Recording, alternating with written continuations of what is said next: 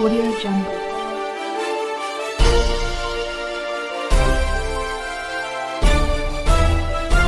Audio Jungle. सर्वांना साष्टांग नमस्कार.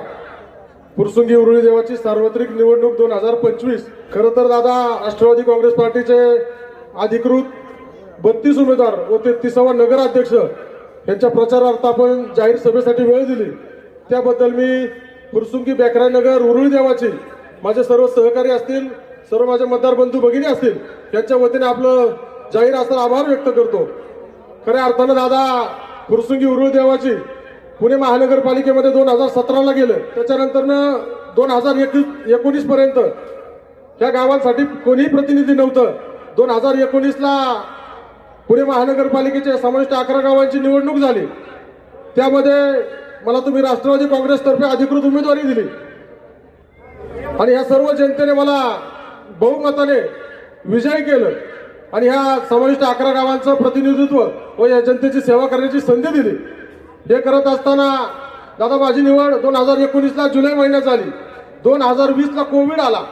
या कोविड परिस्थितीमध्ये सुद्धा तुम्ही या फुरसुंगी उरुळी देवाच्या परिसरामध्ये वॅक्सिनेशन असेल, या कोविडच्या रोगावरती मात करण्यासाठी जे जे काही शक्य होईल तुमच्याकडे ती सर्व मदत झाली.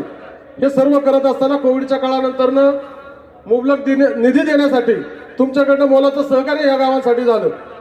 फुरसुंगी उरुळी देवाची पाणी योजनेसाठी आता 2012-14ला आपल्या अध्यक्षतेच्या खाली ही महाराष्ट्र जीवन प्राधिकरणाची योजना मंजूर झाली. तत्कालीन मंत्री दिलीपजी सोपल साहेब असतील, आर पाटील असतील, या योजनेचं भूमिपूजन त्यांच्या हस्ते झालं.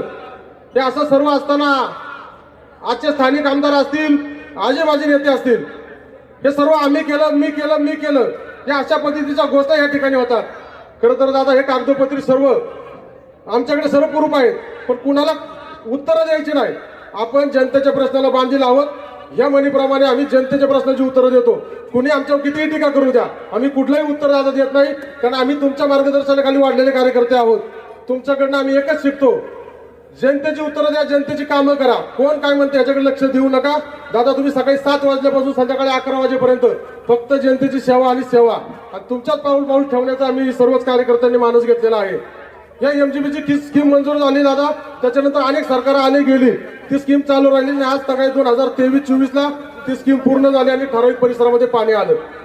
दादा उर्वरित परिसरामध्ये पाणी नेण्यासाठी आणि ह्या परिसरामध्ये ज्या भागात आता पाणी जाते तिथं जुने आणि जीर्ण पाईपलाईन मधनं पाणी जाते, त्याच्यासाठी दादा आपल्या सरकार तुमच्याच अध्यक्षतेखाली महायुती सरकारने या दोन्ही गावांसाठी 100 कोटीची मंजुरी दिलेली आहे. येणाऱ्या काळात दादा तुमच्या विचाराची सत्ता आणि तुमच्याच विचाराचा नगराध्यक्ष या नगर परिषदेत आल्याशिवाय जनताही स्वस्थ बसणार नाही. कारण या जनतेचा एकच विश्वास आहे, अजितदादांचा वादा, अख्ख्या राज्यभर एकच वादा चालतो अजितदादांचा.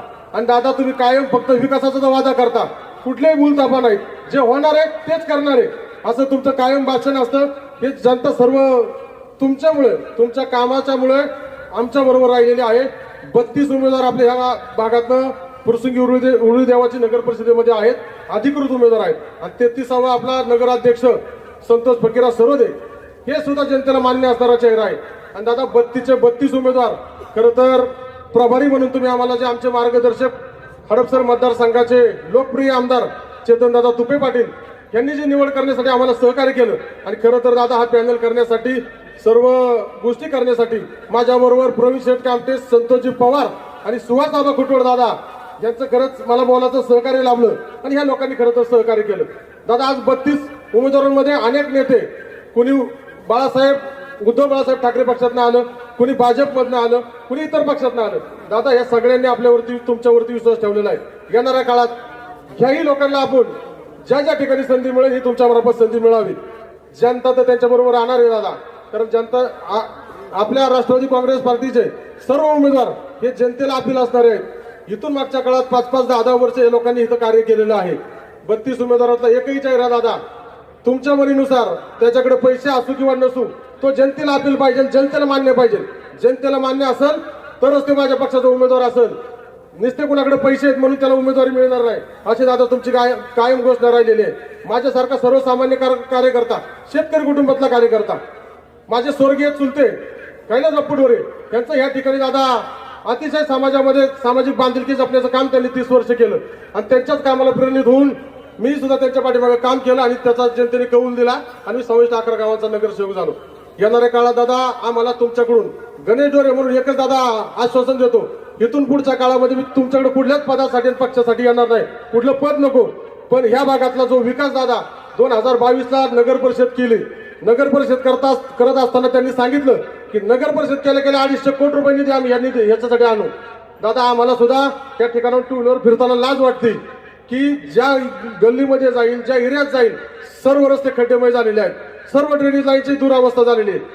392 कोटी रुपये दादा समाविष्ट 11 गावांसाठी मंजूर झाले ड्रेनेज लाईनचे. यांच्या नाकारतेपणामुळे नगर परिषद करत असताना दादा यांनी GR आणला, मी तुमच्याकडे आलो होतो.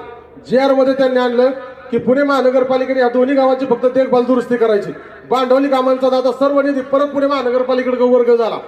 मग हे सगळं करत असताना त्यांनी नियोजनबद्ध नगर परिषदेला आमचा विरोध होता का तर होता.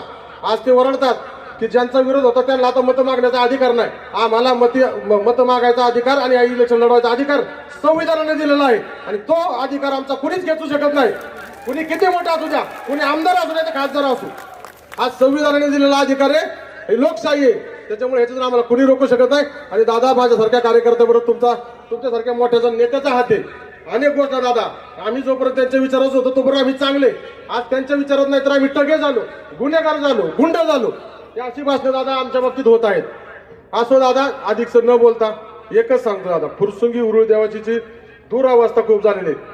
महिलांच्या डोक्यावरचा हंडा उतरलेला आहे 70% एरियातला, 30% एरियातला संकेत विहार असेल असे अनेक एरिया आहेत दादा, त्या ठिकाणी पाणी पोहोचणं अजून बाकी आहे. 100 कोटीच्या निधीची मंजुरी तुमच्याकडून मिळालेली आहे, पण तुम्ही अर्थमंत्री म्हणून आणि पुणे जिल्ह्याचे पालकमंत्री आणि फुरसुंगी उरुळ देवाचे सुद्धा पालक म्हणून आम्ही तुमच्याकडे बघतो. तुमच्या विचाराची सत्य आल्यानंतर नगराध्यक्ष तुमच्या विचाराचं झाल्यानंतर आणि 32च्या 32 नगरसेवक जनता हे आपल्या अधिकृत उमेदवार निवडून द्यायला राहणार नाही. हे सर्व झाल्यानंतर दादा माझी एकच विनंती असेल की पहिल्याच 6 महिन्यात तुम्ही 100 कोटी रुपये निधी आमच्या ह्या दोन्ही गावांना पाण्यासाठी वर्ग करावा आणि येणाऱ्या काळात ड्रेनेज लाईन असतील, रस्ते असतील, त्यावेळेस सुद्धा जोपर्यंत आपली सत्ता येणार नाही त्यावेळेस सुद्धा आम्ही तुमच्याकडे येऊ की दादा तुम्ही आम्हाला विकास निधी भरपूर द्याल. कारण आम्ही ऐकतो या जिल्ह्यात दादांनी 2000 कोटी दिले, इकडे 5000 कोटी दिले. आमची हजाराची अपेक्षा नाही दादा, आमची 200-300 कोटीची अपेक्षा आहे. तेवढं तुम्ही निधी दिला तर आमची जनता सुखी आणि समाधानी राहील आणि जनता सुखी आणि समाधानी तर माझ्यासारखा कार्यकर्ता अनेक सर्व कार्यकर्ते सुखी आणि समाधानी राहतील. दादा पुनश्च एकदा तुमचा आभार मानतो. खरं तर अधिकच बोलणार नाही, दादांचा पुढे कार्यक्रम आहे. या ठिकाणी सभेसाठी दादांनी वेळ दिली त्याबद्दल सर्व राष्ट्रवादी काँग्रेस सर्व पक्षाच्या वतीने सर्व कार्यकर्त्यांच्या वतीने दादांचं मनापासून आभार व्यक्त करतो. तुम्ही जर आमच्या चॅनलवरती नवीन असाल तर आमच्या चॅनलला लाईक, शेअर व सबस्क्राईब करा. तसंच बेल आयकॉनचं बटन दाबून कमेंट करायला मात्र विसरू नका, कारण बातमी तुमची, साथ आमची. आपल्या हक्काचं चॅनल. धन्यवाद.